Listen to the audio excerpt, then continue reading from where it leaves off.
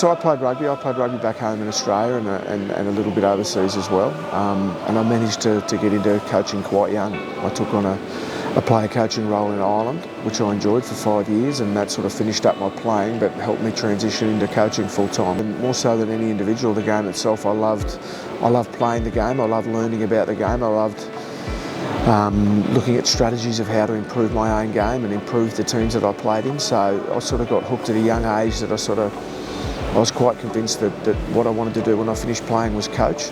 Then I moved into more coaching roles, which is rewarding and challenging. It doesn't come without its challenges, but I enjoy working with the boys. I enjoy getting to know them on a personal level. I enjoy helping them grow as an individual, but also as a player, and bringing plans and strategies together to try and get a performance on the field. I started with Fiji Rugby with the original Drua team in 2018.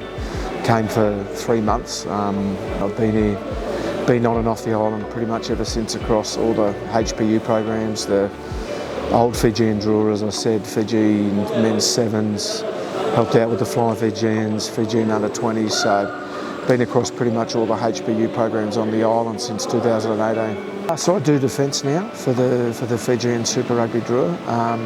Enjoy that.